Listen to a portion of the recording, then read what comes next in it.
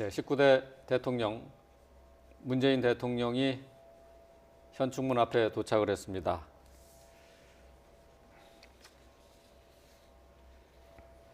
네, 추미애 당 대표가 나와서 맞았고요. 네. 자, 부인 김정숙 여사와 함께 국립현충원에 도착을 했습니다.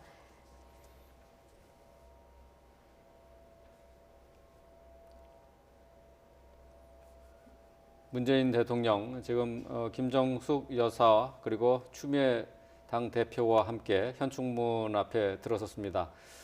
자, 미리 와 있었던 민주당 의원들이 도열해 있고요. 인사를 나누고 있습니다.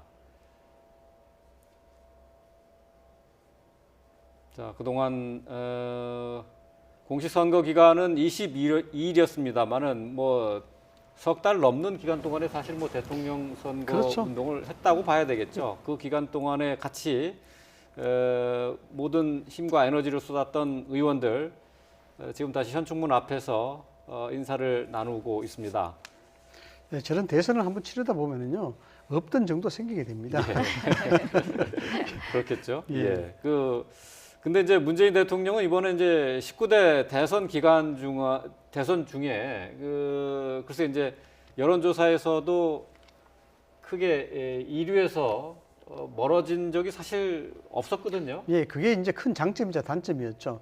40%대 30% 말대에서 그 박스권에서 계속 전 변함없이 움직였기 때문에 이것이 경구성에서는 아주 좋다 이렇게 이야기는 될 수 있었으나 다른 후보가 예를 들어서 보수 결집이라든가 상승세를 무섭게 치고 올라갈 경우 박스권을 탈출 못하게 되면 추월 당하는 것이 아니냐 이런 네. 우려도 있었습니다. 그러나 전체적으로 안정세를 보여줬기 때문에 보수의 균열로 인한 그런 부도의 효과 이런 것들이 상당한 그 안정세로 돌아서는 뭐 단초로 작용했다 이렇게 볼 수 있는 겁니다. 네. 당시의 여론조사 결과를 보면요, 문재인 후보 당시 후보 그 가상 양자 대결이나 오자 대결이나 지지율에 큰 차이가 없었어요. 예, 예. 항상 비슷한 지지율이 나왔었는데 그게 나쁘게 말하면 확장성이 부족한 거지만 좋게 말하자면 아주 견고한 지지층이 있다 이렇게 볼 수 있습니다. 예.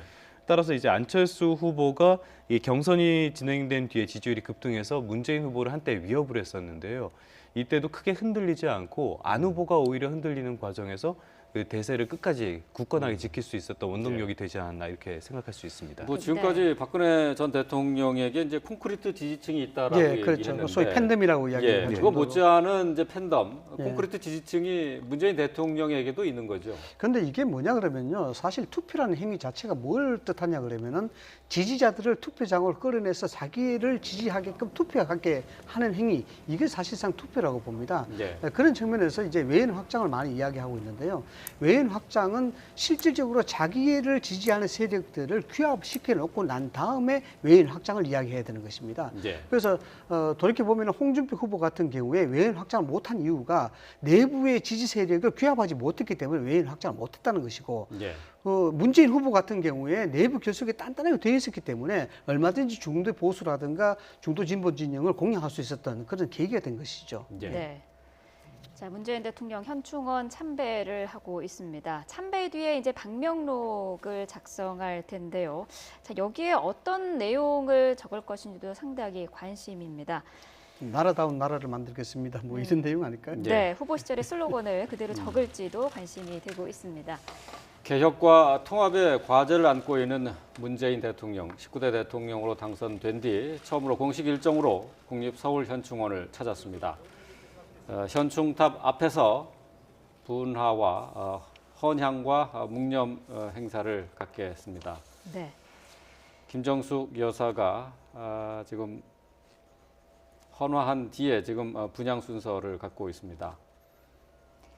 자, 19대 대통령으로 당선된 문재인 대통령, 노무현 전 대통령의 비서실장에서 대통령의 신분으로 10년 만에 청와대로 화려하게 복귀를 하게 됩니다. 예, 이에 앞서서 이 홍은동에서 그 행사가 있으면서 이 경호팀들이랑 이야기를 한 내용이 좀 들어왔는데요. 네.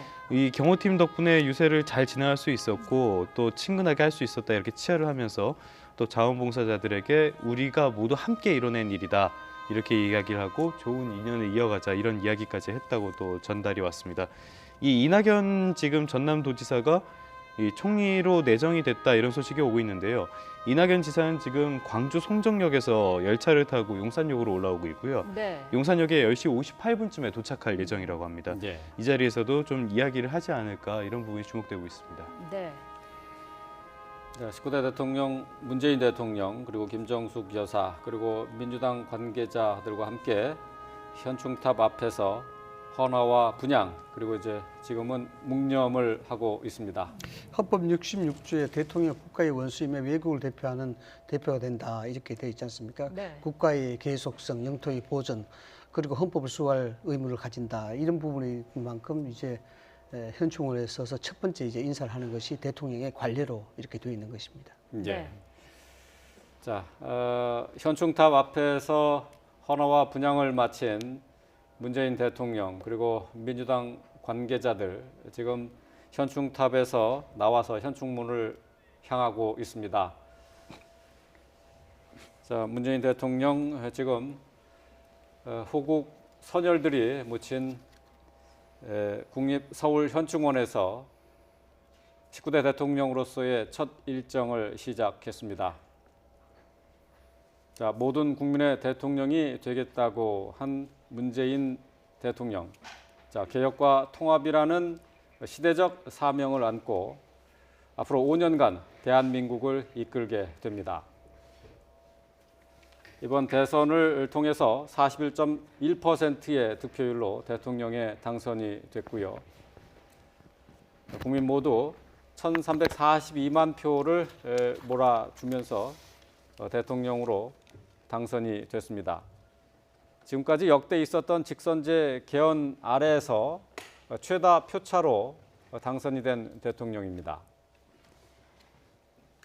네, 현충원 참배 뒤에는 12시에 국회에서 취임 선서식을 하게 됩니다. 자, 지금은 방명록에 글을 쓰고 있는데요. 조금 전에 역대 최다 표차 말씀을 하셨는데요. 네. 이번 대선에서 557만 표 차이가 났습니다. 예. 지금까지 역대 최다 표차가 17대 대선이었는데요. 당시에 이명박 후보, 정동영 후보의 표차가 531만 표였습니다. 예. 네. 이거보다 더 벌어진 거죠. 네. 자, 지금 문재인 대통령이 현충원 참배를 하고 방명록에 글을 적고 있는데요. 나라다운 나라, 든든한 대통령이라고 썼습니다. 자, 후보 시절의 슬로건을 그대로 지금 쓰고 있는데요.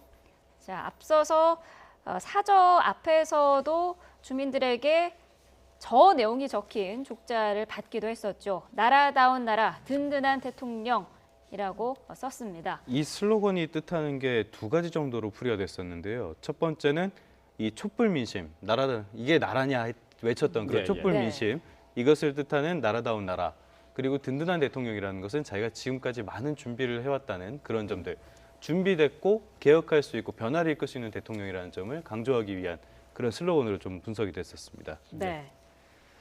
뭐 국민들이 모두 바라는 바가 되겠습니다. 나라다운 나라, 든든한 대통령. 앞으로 19대 대통령으로서 또 헤쳐나가야 될 과제도 상당히 많습니다. 경제 문제뿐만 아니라 외교 안보에 있어서도 지금 한반도 위기설까지 나올 만큼 여러 가지로 쌓여있는 과제들이 많이 있습니다.